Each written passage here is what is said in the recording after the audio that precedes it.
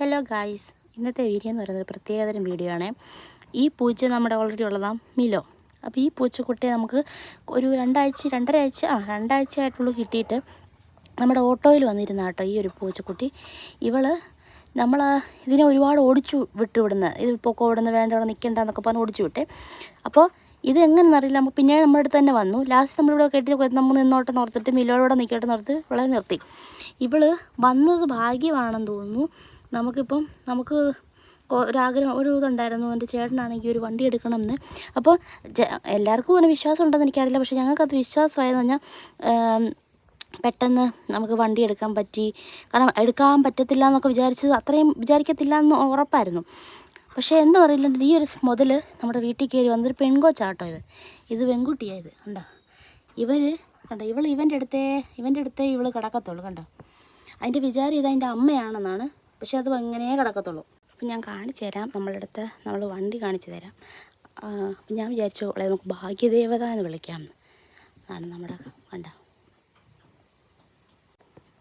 കണ്ട ഇതാണ് നമ്മുടെ പുതിയ ഒരു ആപ്പയാട്ടോ. ഇത് ആപ്പയല്ല, ഓട്ടോ എന്ന് പറയാമെന്നറിയില്ല. അപ്പോൾ ഇത് കയറി വന്നതിൻ്റെ ഒരു നല്ല ഗുഡ് സൈനാന്ന് തോന്നുന്നു, നല്ലതാണെന്ന് തോന്നുന്നു.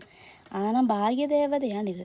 കാരണം നല്ലൊരു എന്താ പറയുക, വന്നു കഴിയുമ്പോൾ തന്നെ ഒരുപാട് മാറ്റം ഉണ്ടായി കേട്ടോ ഈ ഒരു സാധനം വന്നേ. പിന്നെ ആരുടെ ഒന്നും അറിയത്തില്ല, പക്ഷെ നമ്മളിവിടെ വന്നു, നമുക്ക് നല്ലതായി. ഈ പെങ്കൊച്ച് കിടക്കുന്ന കിടപ്പ് കണ്ടില്ലയോ, ഉണ്ടോ വല്ല അറിയണോ.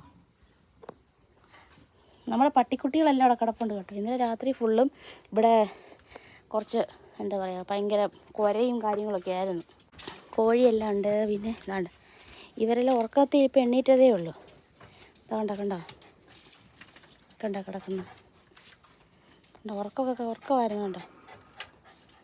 ഇതുണ്ട്, ഇവളൊക്കെ ഭയങ്കര ഉറക്കമായിരുന്നു. ഇപ്പം എണ്ണീറ്റേ ഉള്ളൂ എന്നെ കണ്ടപ്പോൾ. അങ്ങ് വയ്യ കണ്ടോ, ക്ഷീണമാണ്. കാരണം ഇന്നലെ ഫുള്ളും കുരയും ഒക്കെ ആയിരുന്നു. രാവിലെ വരെ നമുക്കിവിടെ കാവലായിരുന്നു. ഇവിടെ താഴത്തെ അയ്യത്തുനിന്ന് അവരുടെ വാഴക്കൊലയൊക്കെ ആരോ മോഷ്ടിക്കുന്നതെന്ന് അറിഞ്ഞിട്ട് നമ്മളോട് പറഞ്ഞായിരുന്നു പട്ടിയുടെ കാര്യം. പട്ടി ഇവിടെ കുരയ്ക്കുന്ന കാര്യമൊക്കെ പറഞ്ഞു. അപ്പം നമ്മളത് പട്ടി ഒന്ന് തുറന്നു വിട്ടേക്കാവുന്നു. അപ്പോൾ ഇവരെല്ലാം പുറത്തായിരുന്നു കണ്ടോ. ക്ഷീണം കണ്ടോ ഉറക്കവാ. കണ്ടോ